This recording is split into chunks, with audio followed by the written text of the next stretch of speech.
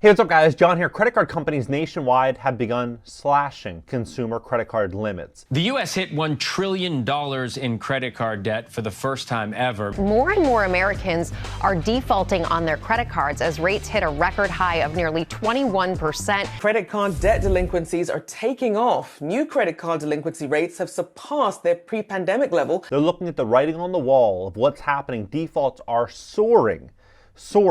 And they're saying, you know what? A year ago, we were increasing everyone's limit. The people would log on to their mobile app and they would see, hey, my limit went from 5,000 to 10,000. This is incredible.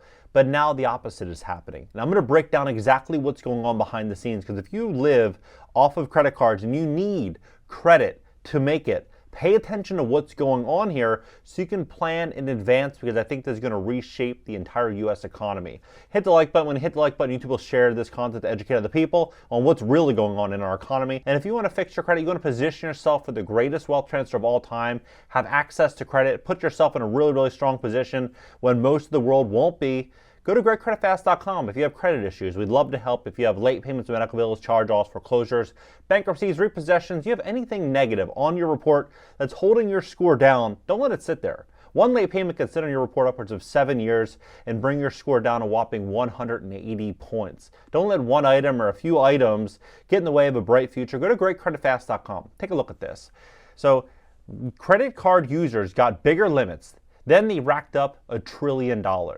This was happening, about a year ago. Everyone was getting these huge limits, but now defaults are through the roof. Credit card rate or default rates on credit card loans from small lenders now higher than the dot-com bubble, the financial crisis of 2008, 2009, and 19. Right? Buckle up. You look at this, the highest level since 1991. Right? It's crazy. And household net worth is contracting for the fourth time since 1990, at a time when credit card debt is above $1 trillion, the highest level ever. And credit card interest rates have soared above 20%. Credit card and car loan demand hits a 10-year high as inflation squeezes families, defaults, right? And this is what's going to happen. But look at this.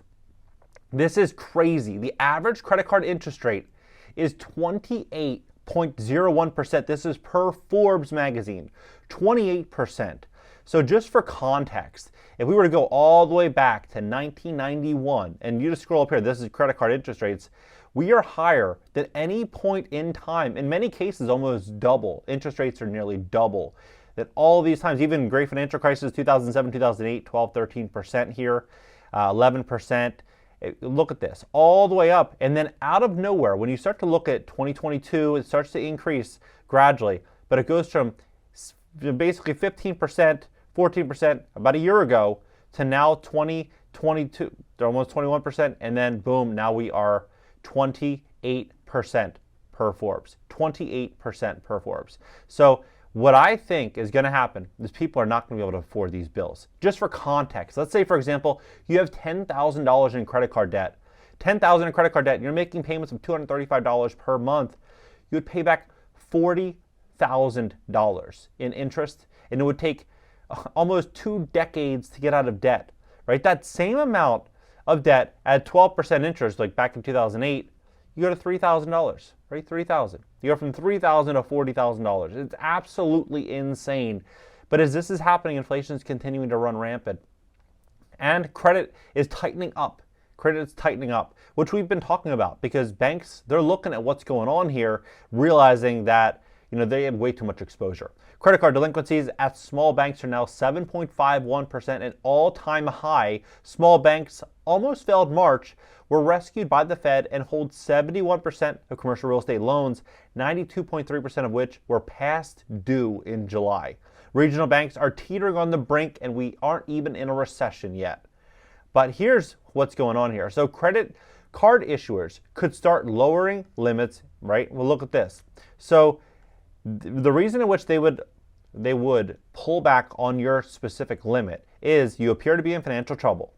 If you're missing payments or your credit score drops, your card issuer could see you as high risk and reconsider the amount of credit it's extending to you. That's what they do. They don't just lend you money, they pull your credit score one time, and then they, just trust that everything is fine on your end. they're constantly monitoring their loans in which they're extending to consumers.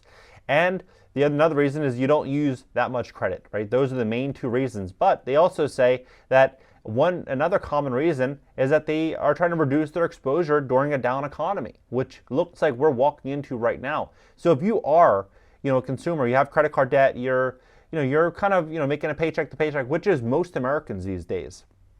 Look into one of these cards. I mean, do your own research, but looking at some of these cards, they're 0% interest for 21 months. 0% interest for 21 months. So if you have $5,000 or $10,000 in credit card debt, being able to borrow this money 18 months here, 21 months, almost 2 years at 0% APR, where you can just basically, commit paying $200 a month or $150 a month and always make those payments. And then at the end, you're able to get debt free with 0% APR. But I think that a lot of these cards are going to start to go away in probably the next 90, call it 180 days. And here's another reason why. So these student loans, they're going to become due in about 3 weeks, October 1st. And there's 36 million student loan borrowers who are going to start repayment next month. And so you have 36 million Americans that are going to get hit with another big bill, and they're going to start asking themselves questions. Who am I going to pay? The landlord? Am I going to pay my card note? Am I going to pay my credit card company? Am I going to pay student loans? Right? And not everyone's going to choose to pay credit cards. Less people are going to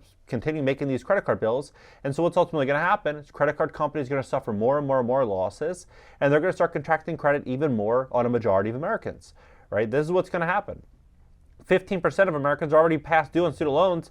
Wait until these really become due, right? Wait until these really become due, and 36 million Americans are going to start making these payments. So I think it's actually, looking at things from both perspectives. I think it's actually going to be an opportunity for those that are making smart decisions today, that if you have credit card debt, you're looking at these 0% APR cards.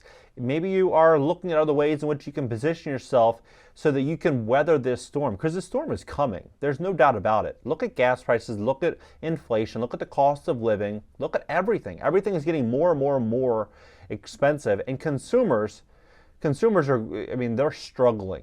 They're really struggling. It might not seem like it. You may walk outside and everyone seems fine, but deep down, nearly everybody is struggling. And I think that this struggle is about to get much, much more intense as student loans become due and Jerome Powell continues to increase interest rates. In the short term, it's going to be a problem. It's going to be a problem for most, but I think it's going to be a huge opportunity for some that are really, really making smart financial decisions in advance right now. I believe some of the smartest decisions one could make is if they're renting, realize that rents are probably going to pull back in the short term, but long term, as institutional investors begin to acquire market share, they're scheduled to own 40% of all single-family homes in America by 2030. They're going to continue jacking up rents in the long term. So you want to be able to, in this pullback, be able to go out there and pick up a deal, pick up 2 deals, make smart decisions to position yourself and your family for these uncertain times. That is what smart people are doing right now, because this tsunami, look at this. This is far worse than 2008, 2009. This is going to be an absolute bloodbath. But if you ignore the emotion, you invest based on fact and logic, you're going to be all right. So what do you think about this? Drop below, hit the like button. If you need help fixing your credit, we'd love to help you. We'd love to give you a free strategy session at my company, GreatCreditFast.com. That's GreatCreditFast.com. Go there, schedule a free appointment. You'll see how we can help you. We'll tell you what we think the process will look like in your specific situation. We'll give you all the information, allow you to make a smart, well-informed, forward-thinking decision. And if you want to work with us, we'd love to work with you. But we want to make sure that you understand what this journey will actually look like, fixing your credit, because fixing credit, it doesn't normally happen in a week, 2 weeks, 3 weeks. And so we like to manage expectations before we both decide, if this is something that makes sense for everybody. But if you want a free strategy session, we'd love to help you at my company, GreatCreditFast.com. Don't let one issue or a couple issues hold you back from a bright future. Go to GreatCreditFast.com. What do you think about this? Also, hit the like button. And I'm curious. I personally believe that you're going to start seeing a lot of mom and pop landlords. I think you're going to start seeing a lot of people selling off property, because most of the single family homes, most of these duplexes, triplexes, fourplexes are owned by small business owners. How can small business owners stay in business if credit is contracting, consumers are spending less money, and it's costing these business owners much, much, much more with workers' comp, with utilities, with everything? It's costing them much, much more. I don't think they're going to. So what I think is going to happen is many are going to be forced to sell off that property they've been holding on to for 30, 40 years, hoping to have as a retirement plan.